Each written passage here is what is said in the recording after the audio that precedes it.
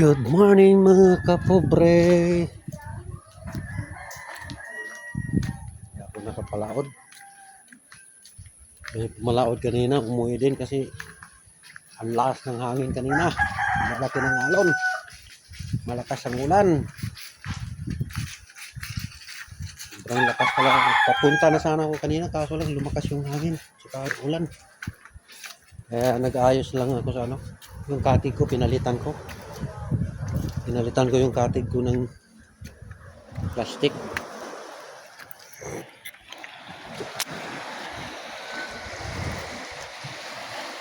Katatapos ko lang, naligo na lang ako sa ulan kanina. Trabaho.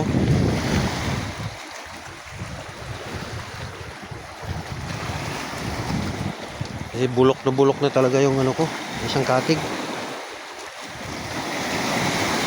Ito matibay pa ito. Itong isa hindi ko pinalitan ito. Itong katig na ito.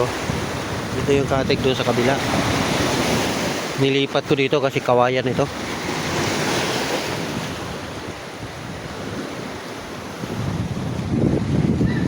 Yung plastic na tubo, yun ang ginamit ko doon sa kabila. Kasi hindi yun mauntog yun. Dito mauuntog kasi dito pag dito ko ilagay yun baka mabasag. Kaya itong kawayan ang nilagay ko. Nagpalit ko dito. Ano to? Magsasampung taon na yata ito.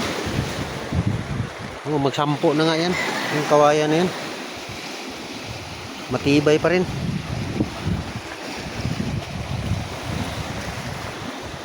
Yan, hindi kawayan yan, tubo.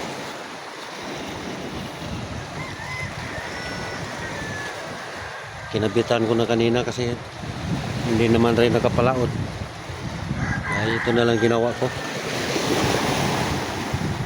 Hindi ko pa sana kasi hindi pa masyadong tuyo yung pintura. Pero epoxy paint naman yung pinintura ko niyan. Madali lang matuyo pero mas maganda talaga yung isang linggo muna bago ikabit para sigurado talaga hindi matuklap. Ito epoxy paint din ang pinintura ko niyan.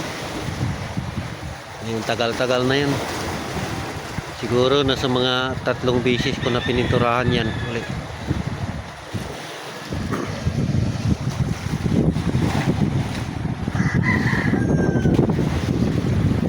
Dami kong panagat. Ewan ko kung dito kanina talagang maitim ang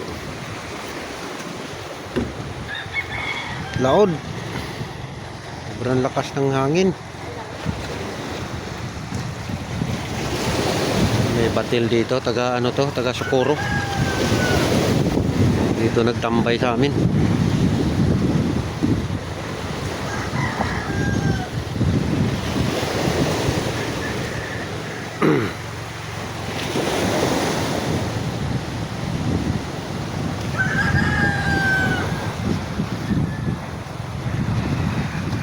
Yan, magandang bahay mga kapobre. Barkada ko yung may-ari niyan. Malakas kasi ang kita kaya nakapalaki sa bahay niya. Eh ako wala naman akong kita araw-araw, konti lang.